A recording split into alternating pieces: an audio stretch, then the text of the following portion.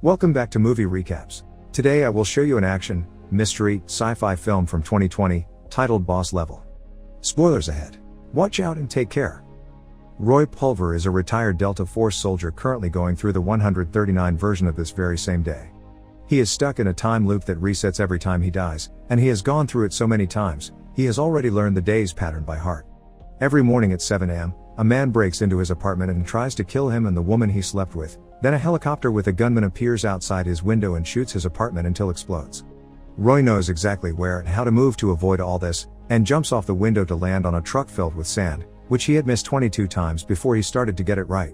Then he hijacks a car and drives to escape two more assassins in a minivan. Roy does not know their names, so he calls them Pam and Esmeralda. These women chase him and shoot at him throughout the city, but Roy knows how to escape them as long as he does not get distracted and remembers to dodge the bus. Since this time he does not, the day resets and restarts again.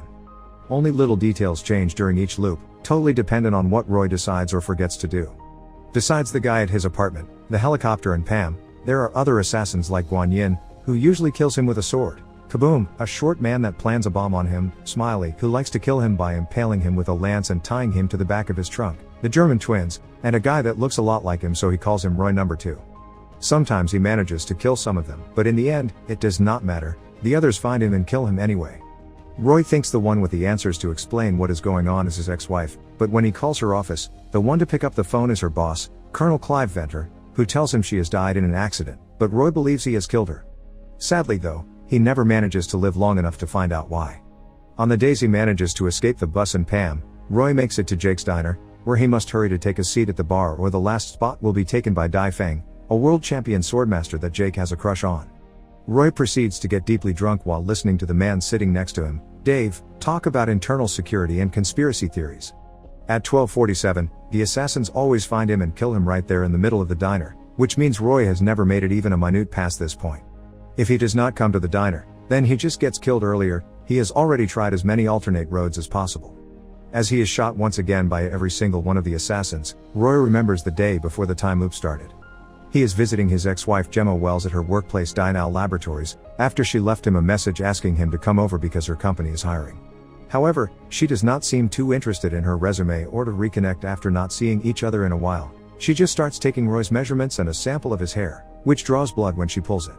While Venter and his bodyguard Brett watch them through the security cameras, Roy asks Gemma about this weird machine she is working on, which she claims can unmake all time and space, and even destroy the planet if used improperly. Roy also brings up the matter of their son, who does not know he is his father. He just thinks Roy's a family friend. Begging to be heard, Roy tells Gemma he can accept having lost her when he chose work over her, but he deserves a chance to be in his son's life. Their talk is suddenly interrupted by Brett, who reminds Gemma this is a restricted area, but Gemma says she has got a special agreement with Venter. When Roy tries to give him his resume, Brett says they are not hiring, which means Gemma lied, but she sends him away before he could say more.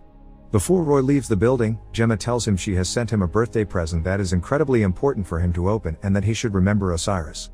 Meanwhile, Venter does not like the fact Roy has seen and learned things about his experiments, so he orders Brett to deal with him by hiring random assets instead of trained soldiers so nobody can track the assassins back to them. Then he asks Gemma to come to his office and scolds her for having broken security protocols by inviting Roy over. When night falls, Roy goes to a bar and picks up a woman called Alice, who works as a dental hygienist. She is just one more woman in a long line of conquests, and the bartender points out Roy will never be happy with these one-night stands because he never stops thinking about his ex-wife. While Alice is in the bathroom, he gets a call from Gemma, telling him she is about to do something drastic and she needs his help, but Venter cuts off their line before she can say more. Roy could tell Gemma sounded upset, but he still chooses to go back to his place with Alice instead of trying to reach her again. While Roy and Alice have fun together, Gemma puts Roy's hair and blood in a tube that she inserts inside the machine she has been working on. Seeing this on the security cameras, Venter decides she has gone rogue and sends Brett after her. This was the last normal day Roy got to live before the loop started. But now that he has revisited his memory of his conversation with Gemma, he realizes he has never checked the birthday present she has sent her, so he finally opens the package and finds a book titled Iset and Osiris with a note from Gemma on the back cover that says time waits for no man. He is so distracted by the book that he forgets about taking the right steps to avoid the assassins. He dies 2 more times before he manages to escape with the book thanks to finding a button on the car he always hijacks that he has never noticed before. After pressing it, the car starts going much faster, causing Roy to miss the exit that takes him to Jake's diner. Instead, he ends up at the underground Atlanta Mall, where he sits down to read the book Gemma left him. He does not understand what the story of Iset and Osiris has to do with anything, but he interrupts his reading when he sees his son Joe buying something from an older kid. When he realizes that he is the only family he has left now that Gemma is dead, he follows Joe into an arcade where they hold esports tournaments. Every time he walks near a screen, he causes them to glitch, but Roy does not notice this. He just approaches Joe and scolds him for ditching school. He also asks him what he bought, but Joe shows him they are just cards, not any kind of illegal substance. Then Roy invites him to lunch, and as soon as they leave the building, he notices it is 12:50, the longest he has ever lived since the loop started. As he analyzes what he has done differently, he finally realizes they must have put a tracker on him, and the metal walls of the diner and the underground location of the shopping mall have kept him safe. At that moment, the assassins arrive and shoot Roy as he grabs Joe and puts himself between the bullets and his son, dying as he tells him he is his father. When the day restarts once again, he asks the man that has broken into his apartment about the tracker, but he will not tell him where it is. Moments later, Roy arrives at the diner and goes straight to the bathroom so he can closely inspect his body, going as far as putting fingers up his own rear, but he still does not find the tracker.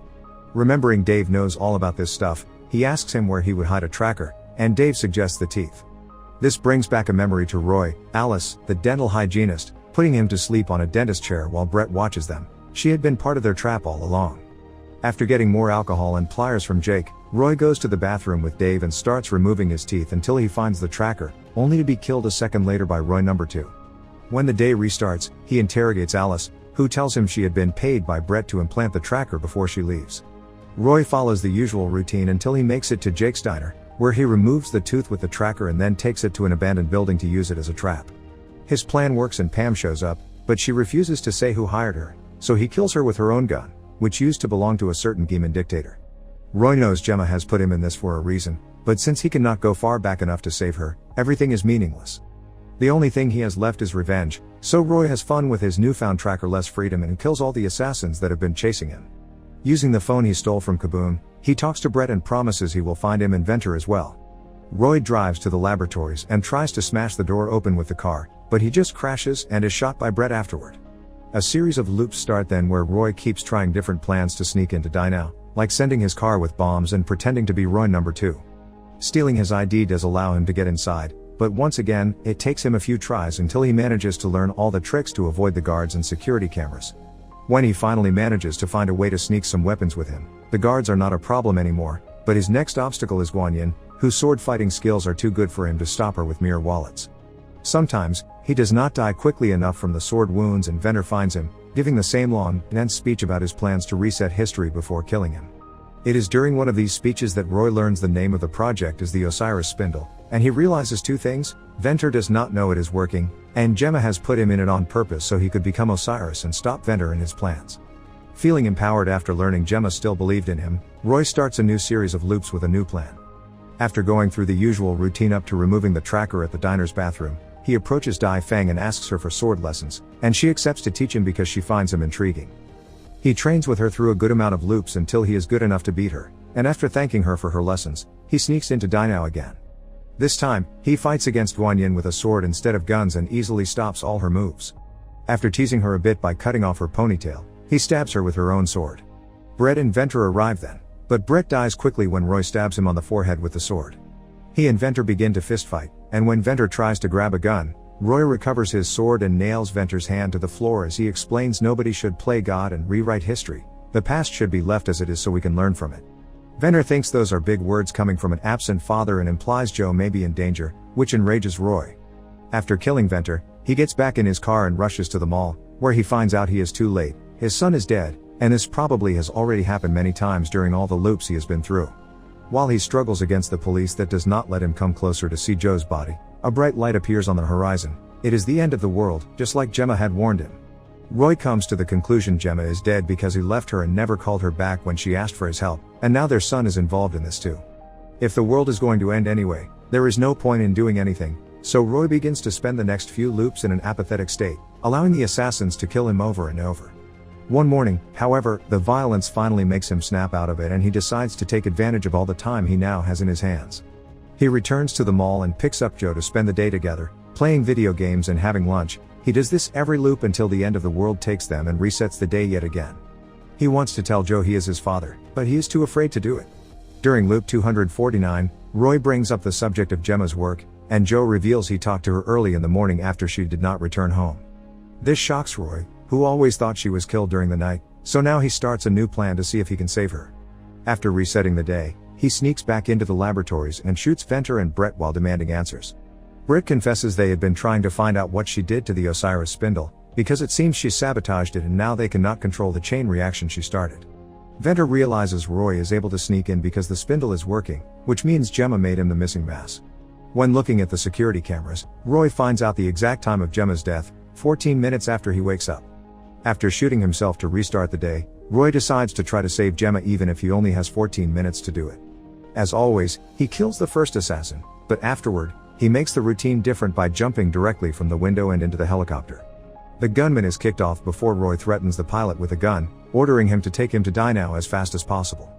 Once he arrives, he takes the gunman's machine gun with him as he sneaks inside the building and uses it to kill all the assassins that are waiting together outside the door.